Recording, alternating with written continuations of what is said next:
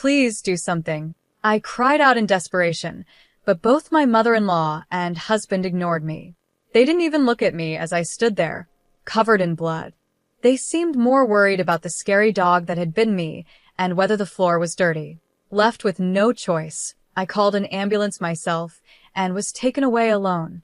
I couldn't stop crying during the ride to the hospital. After a while, my husband called. He was yelling in a panic. "Hey, turn the ambulance around. My mother is." My name is Julie Andrews, and I'm 37 years old.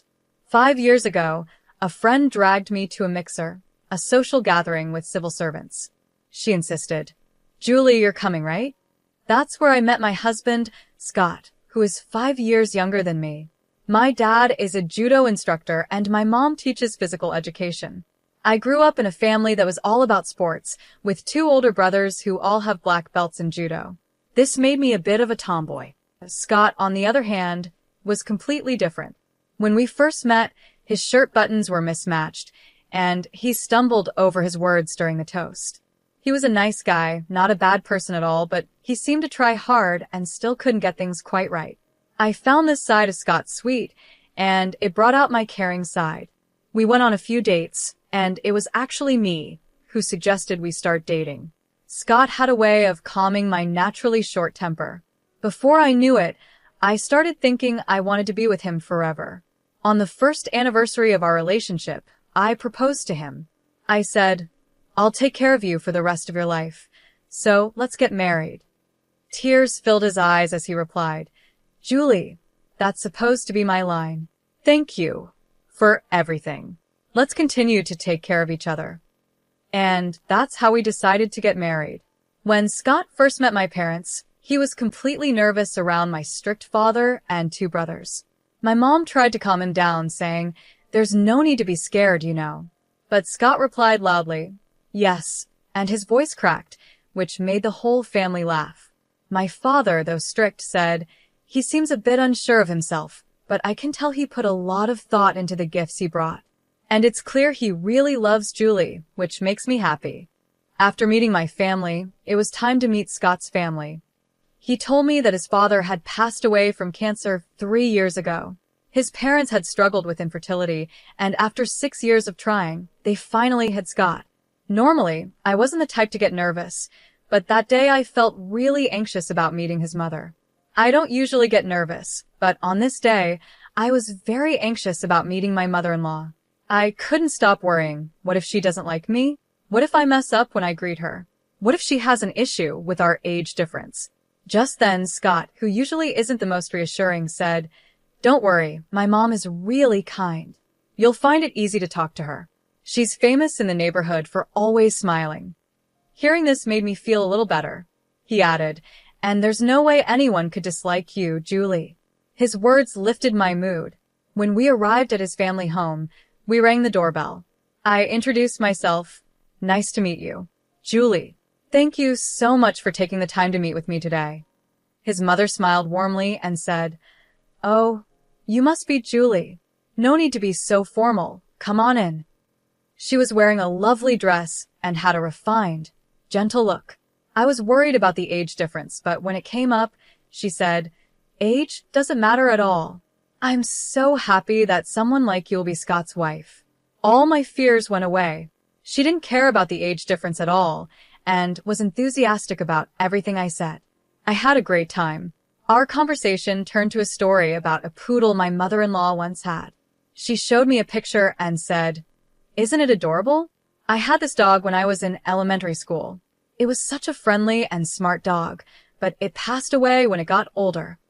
Then my husband added, "Mom, Julie isn't really fond of dogs." Shirley seemed surprised and said, "Julie, you don't like dogs?" I explained, "Yes, actually. Even though I'm a bit of a tomboy, I'm afraid of dogs. When I was a child, I was playing ball with my brother in the park, and a stray, scary dog bit my arm when I went to get the ball. I bled a lot and needed 5 stitches. Since then, it's been a traumatic experience, and I've been scared of dogs." Shirley responded, "Oh my, I didn't know that. I'm so sorry for talking about dogs when you're afraid of them." I quickly said, No. I'm sorry for worrying you. The poodle in the picture was really cute. Shirley smiled and said, "Thank you." On the way home, I told Scott, "Your mother is so beautiful, kind, and such a wonderful person." He smiled and replied, "I know, right? My mom is always smiling and has such a gentle nature." I agreed, saying, "She's a lovely mother." We kept talking about his mother excitedly.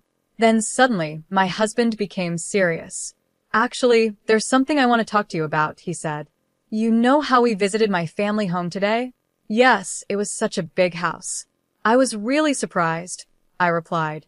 "Exactly," he continued. "When my dad was still alive, he designed it with my mom in mind, making sure everything was convenient for her. The house even has 4 children's rooms in case they had more kids, but since I'm an only child, they were never used. Now my mom is living there alone, and she finds it too big and lonely. So I was thinking, what if we live with her?" I was shocked by his unexpected idea. My eyes widened in surprise. It's true, the house was really big, and my mother-in-law kept it spotless. Living in such a house would be amazing, but we're newlyweds, and it feels a bit too soon for that. After thinking for a moment, I said, "Your mother is a wonderful person, and the house is so beautiful that it feels like too much for me. But we just got married, right? I'd like to enjoy our newlywed life. Just the 2 of us, for a little while longer." "I see. You're right. I understand," he said. "I'll let my mom know." "Yes, I'm sorry. Please explain it to her gently." I felt a bit guilty toward Shirley, but I knew it was important to share my true feelings instead of just going along with everything. I was relieved that my husband seemed to understand and agree with me. Then our married life together began. Scott was still a bit clumsy, but he actively helped with house chores, and we were enjoying a happy and smooth life. However, recently, something has been bothering me a little. "Oh, hello, Mom?" Got it. "I'm coming over now," Scott said on the phone. "Your mom again?" I asked. "Yeah, the living room light bulb burned out. I'll go over and replace it." And off he went to his mom's house. Lately, it's been like this all the time. Mom bought a new computer, but she's having trouble setting it up, so I'm heading over to help. Or, Mom bought too many groceries at the supermarket, so she asked me to come pick her up. I'm going to help her out. Whether it was weekdays or weekends, the phone would ring, and Scott would head back to his mom's house more and more often. I started feeling a little upset, thinking that he could at least spend the weekends at home with me. But at the same time, I reminded myself that Scott is just a kind and thoughtful person who cares a lot about his mother. A month had passed since we got married, and just like when we were dating, we hadn't had any major arguments, and things were going smoothly. Today was Shirley's birthday. My husband and I had picked out a present and a cake for her, and we went to his parents' house. As soon as we walked in, a scary dog suddenly jumped out. "What?" I said, my eyes widening in surprise. There hadn't been a dog when we came for the wedding visit. Since I'm afraid of dogs, I quickly hid behind my husband. Shirley came out of the living room and said, "Oh, welcome, Mom. Where did this scary dog come from?" Scott asked. "Well, I was feeling lonely living by myself, so I got a dog recently." "Isn't it cute?" she said, smiling. The dog was small, a Welsh corgi. "I see," I replied, still startled by the dog's sudden appearance. I forced a smile, even though I was scared. Without noticing my discomfort, Shirley brought the dog closer to me and said, "Come on, Julie, why don't you hold it?"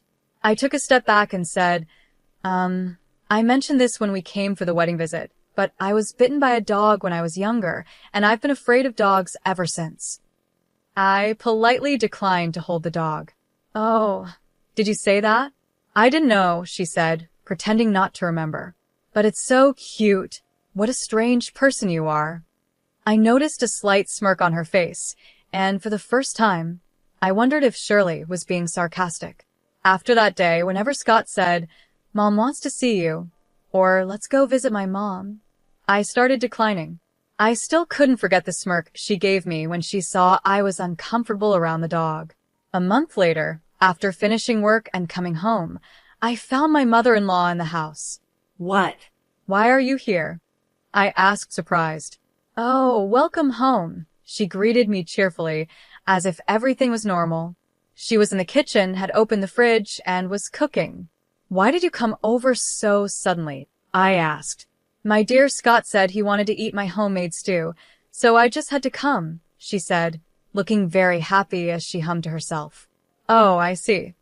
I tried to smile, but I felt tense, especially since her dog was in the living room. To make things worse, she had fed the dog, and it was licking clean my favorite antique plate. I had bought that plate at a flea market in Canada, and now the dog was licking it clean. Who could possibly be okay with this? I went to my room to put away my bags and coat. I told myself not to get upset since Shirley had come all this way. I took a deep breath to calm down and went back to the living room. To my horror, the dog had made a mess on the brand new carpet. The stain was bright yellow. Oh no, the dog messed up the carpet. I shouted in a panic, but Shirley didn't seem to care. Oh dear, it made a mess right there. Huh, she said casually, not even bothering to scold the dog or clean it up. Knowing the stain would get worse if I didn't take care of it, I ended up cleaning it myself. I was usually calm, but this really frustrated me. Just then, I heard the door open, and my husband came home. The dog, hearing him, started barking loudly. Woof, woof. It barked until he came into the living room, and even the sound of the barking scared me. Once the dog saw it was my husband, it stopped, and I felt a bit of relief. The three of us sat down to eat the stew Shirley had made. Neither my husband nor Shirley bothered to put the dog in its cage, so it wandered around our feet, hoping for food. I felt tense and started trembling. Shirley noticed and said, "You really don't like dogs, do you, Julie? You look so scared. I brought the dog today to help you get over your fear." Bringing the dog here without asking, using my favorite plate, letting it mess up the carpet, and having it bark at me, how is any of this supposed to help me get over my fear? If anything, it made me hate dogs even more. In my mind, I was screaming, "If you really want to help, just put the dog in a cage or keep it away from me." But my husband didn't notice my discomfort at all. "Mom is so kind. She's really trying to help you, Julie," he said. I couldn't believe it. How was this kind? She was pretending to care, while actually making things worse for me. Then, to make things worse, my husband started to lecture me. "Julie, this isn't okay." What? "I'm the one at fault," I asked, shocked. "Mom has done all this for you, and yet you keep avoiding the dog. You won't even visit my parents' house because of the dog. You're not trying hard enough, Julie," my husband said. Since his mother was there, he started criticizing me more harshly than usual. I had no choice but to say, "I'm sorry," and apologize in front of my mother-in-law. I bit my lip, trying to hold back my frustration. After that, Shirley began coming to our house often, always bringing her dog. Each time, the dog would run around the house, making a mess. But Shirley never seemed to care or discipline the dog. These visits were stressing me out more and more. One day, I had enough. I gathered my courage and said, "Please, I've told you many times that I'm afraid of dogs. Can you stop bringing the dog here?" Shirley's face changed, and she suddenly looked angry.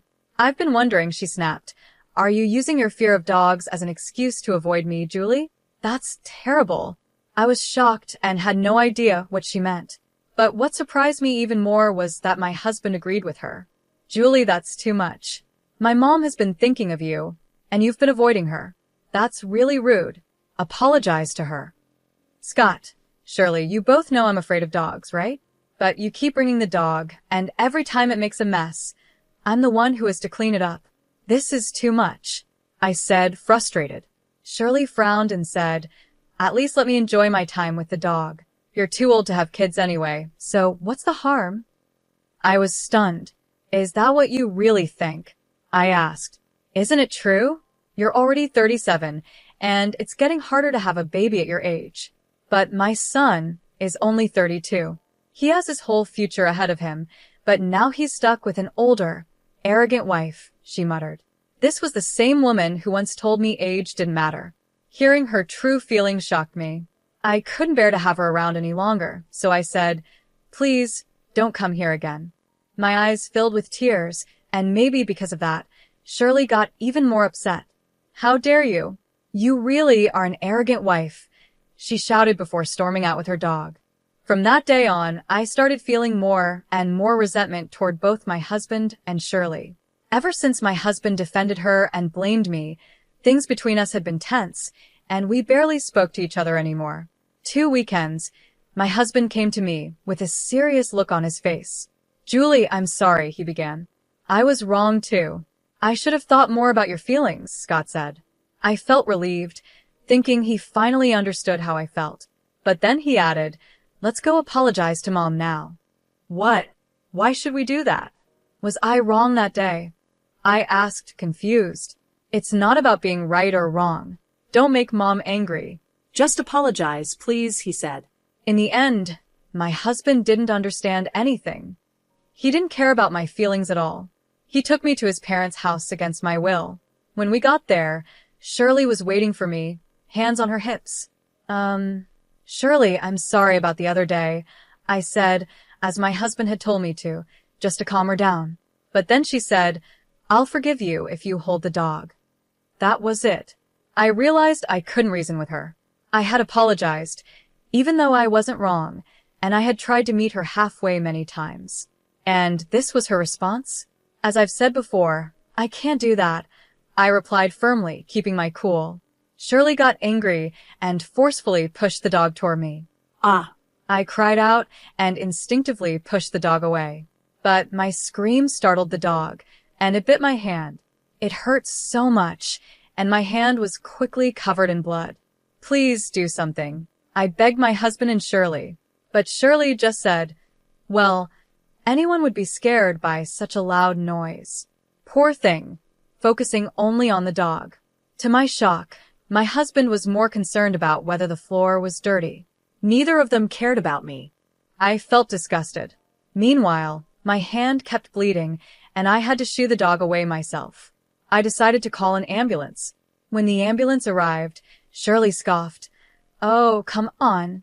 You're being so dramatic over a dog bite, looking at me with a mocking expression. My husband, even as the ambulance showed up, didn't change. He was still checking the floor. Ignoring both of them, I got into the ambulance, pressing my bleeding hand. I was filled with anger, pain, and sadness. I couldn't stop crying as I sat alone in the ambulance. For some reason, my husband called me while I was being taken to the hospital. I thought maybe he was finally worried about me, so I answered the phone. But instead, he said, Mom got bitten by the dog. You're still nearby, right? Tell the driver to come back to our house. Hearing those words, I felt my feelings for my husband start to disappear. I didn't care anymore what happened to him or his mother. Let them deal with it on their own. I quietly hung up the phone. When I got to the hospital and the doctor checked my wound, he said it was deeper than expected and I would need to stay in the hospital. Since I wasn't ready for this, I called my parents and asked them to bring some things for me. After a while, my parents arrived. Julie, are you okay? They asked, their faces full of worry as they looked at me lying in bed. I'm sorry for making you worry. It still hurts a little, but I'm okay for now, I replied. I see. When we heard you were taken to the hospital, we were really worried. What happened? They asked. I told them everything about how my mother-in-law and husband had acted. My mom hugged me and said, You did well. I had been feeling so alone, but just being able to talk to them made me feel better. However, my dad was furious after hearing the story. I will never forgive them, he said angrily. He looked like he was about to explode with rage. The next day, my husband called. Scott was also furious. What the hell is going on? The police just showed up at our house, and now my mom is being questioned. I don't know. Maybe the hospital reported it. They asked me how I got hurt, so I told them it was your mom's dog that bit me. What? What if my mom gets arrested? This is your fault for being careless in the first place. Yeah, I figured you'd blame me, I said, but I don't care anymore. Actually, there's something I've been meaning to tell you. Let's get a divorce. What? We've only been married for 4 months. Getting divorced so soon? Everyone at work and our family will laugh at us. It's embarrassing. I'm not divorcing you, he said angrily and hung up the phone. 2 weeks later, I was discharged from the hospital. My parents came to pick me up and I decided to go back to their house with them. After that, I talked to a lawyer about the divorce and asking for alimony from my husband since there was no way to reason with him. Even though my husband kept calling me, I ignored all his calls. Eventually, after missing another call, I got a text message from him saying, "I'm at the cafe near your parents' house. You better come." If he really wanted to talk, he could have come to the house, but he didn't. It was clear he didn't want to face my parents. With no other choice, I went to the cafe. The first thing my husband said was, "I'm not getting a divorce." "I don't care what you want. I am getting a divorce. There's no way I want to stay with you or your mother after everything that's happened." I replied, "Don't speak badly of my mother. This is your fault. You avoided my mom because you said you were afraid of dogs, and the dog bit you because you screamed," he said, continuing to lecture me. Just then, my father and 2 brothers arrived at the cafe. Before coming, I had told my father about the message from my husband, and he had called my brothers to come along. Surrounded by 3 large men who practiced judo, Scott's voice shook as he said, "Oh, father-in-law, brothers-in-law." The way he cowered was almost funny. My father spoke up. "How dare you hurt my daughter? Our sister wants a divorce. You're going to give it to her, right?" They all stared at him with intense eyes. Terrified, Scott stuttered, Yes." My father and brothers kept pushing him until he finally agreed to the divorce and to pay alimony. I handed him the divorce papers I had already prepared and said, "Sign these. We're getting divorced." Reluctantly, my husband signed the papers and I left the cafe. Thanks to the support of my father and brothers, I successfully divorced my husband and received alimony from him. My lawyer also demanded compensation for my former mother-in-law for my injuries, and I got alimony from her as well. Later, I heard that my ex-mother-in-law had been questioned by the police about the dog bite. She got a strict warning and had to give up the dog. Apparently, she spoiled the dog so much that it started thinking it was stronger than humans. After it bit me, it also bit her, and she ended up with a broken wrist. Now, she's living uncomfortably with limited use of her wrist. My ex-husband moved back to his parents' house. With his mother unable to use her wrist properly, she would ask, "Scott, can you help with the laundry? Can you cook for me?" But since Scott had never done housework before, he couldn't do anything on his own. This caused constant fights between them, with my ex-husband blaming her, saying, "It's your fault this happened in the first place." They began arguing regularly. Meanwhile, rumors spread among his relatives and coworkers that he got divorced because he treated me badly. His pride was hurt, and well, it served him right. I was the one who started those rumors. While I was in the hospital, I shared the story with one of his coworkers whose contact info I had. This coworker was known for loving gossip, so I purposely told them. It worked perfectly. The coworker spread the word about my ex-husband's behavior, calling him abusive, a mama's boy, and someone who had been divorced. It made him an easy target at work, and honestly, he deserved it. With the support of my parents and brothers, I'm now living a happy life. How did you like this story? Please don't forget to subscribe to my channel. See you in the next video.